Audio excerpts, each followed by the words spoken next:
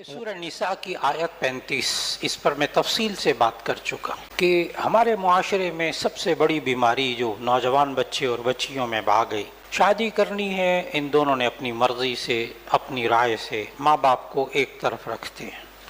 ہم دونوں نے زندگی گزارنی ہے، بوڑھا بوڑھی نے تو زندگی نہیں گزارنی نا، ہمیں خود فیصلہ کرنے دو۔ شادی کے وقت بھی یہی بیان ہوتا ہے، اور جب آپس میں ناراض ہوتے ہیں تو کہتے ہیں آپ چپ کر کے بیٹھو، بوڑھا بوڑھی ماں باپ، ٹھیک، ہم نہیں ایک دوسرے کو پسند کر رہے، ہم نے نہیں زندگی ہم گزار سکتے، ہم خود فیصلہ کریں گے۔ چلو، دونوں جگہ غلطی کرتے ہیں، دونوں جگہ غلطی کرتے ہیں۔ پہلے بھی بڑوں کو ڈالنا چاہیے، بعد میں بھی بڑوں کو ڈالنا چاہیے، یہ اللہ نے سکھایا۔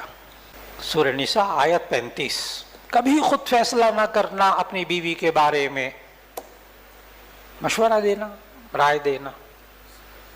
ماں باپ کو ناراض کر کے، خاندان سے لڑ کے شادیاں کرنے سے ملتا کچھ نہیں ہے کسی کو، کیونکہ بعد میں پھر انہی کا محتاج ہونا ہے، انسان ہے نا، پھر یار دوست کام نہیں آتے، پھر یہی ماں باپ، یہی بہن بھائی، یہی ماموں تایا خالو ہی کام آتے، سو اتار چڑھاؤ ہوتا ہے۔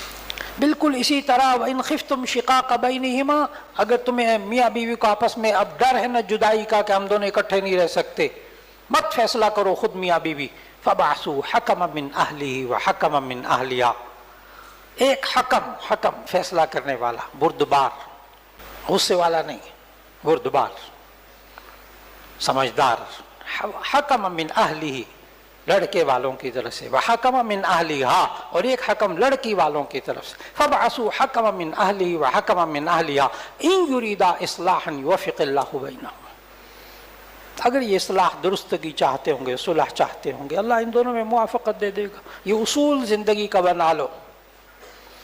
اور جب یہ بڑے بیٹھتے ہیں تو وہ کہتے ہیں آپ کی بیٹی نے یہ کہا، آپ کی بیٹی نے یہ کیا، آپ کی بیٹی نے یہ کہا، وہ کہتے ہیں اچھا آئندہ نہیں کرے گی۔ لڑکی والا کہتا ہے، کیا کہتا ہے؟ آئندہ نہیں کرے گی، ہم تو وہ گارنٹی دیتے ہیں۔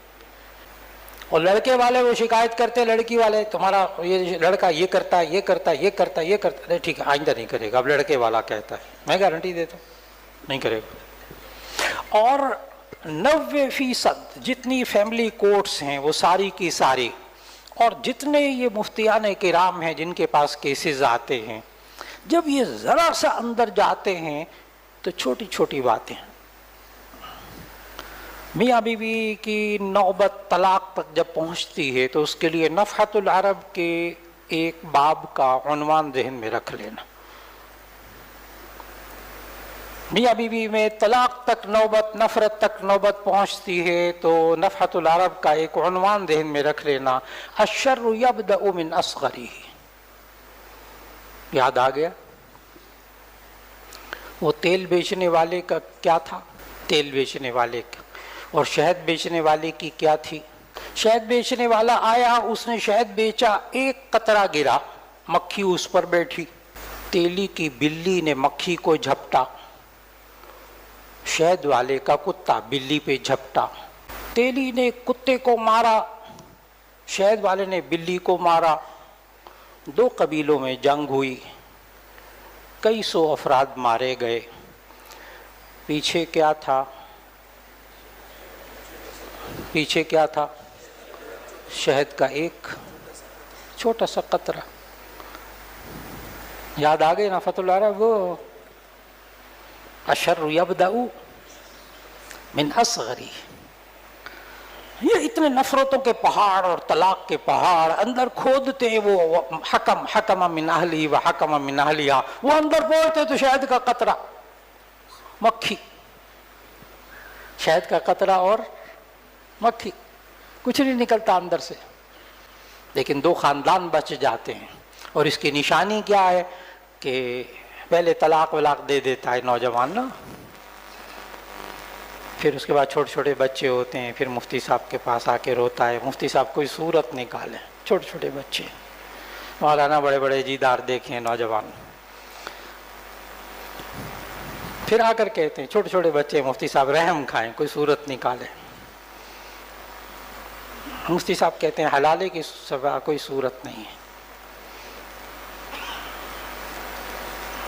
بعض لوگ مسکرا رہے ہیں اس لیے کہ ان کا ارادہ یہ ہے کہ حلالے کے لیے اپنے آپ کو پیش کریں گے، کیونکہ یہ سنجیدہ ہو کر نہیں سن رہے۔ یہ اس وقت بھی مسئلہ بتاتے ہوئے بھی سنجیدہ نہیں رہیں گے. باتیں سمجھ میں آ رہی؟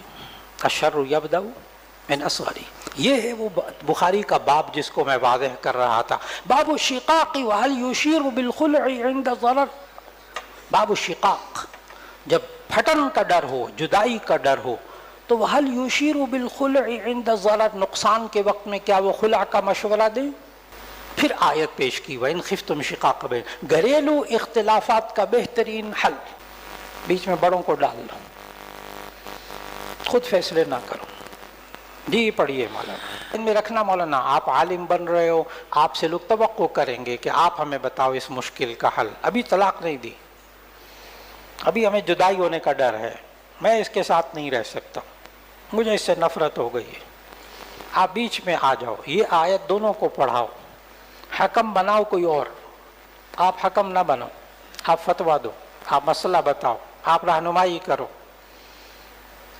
وہ میاں بیوی کے رشتہ دار حکم بناؤ.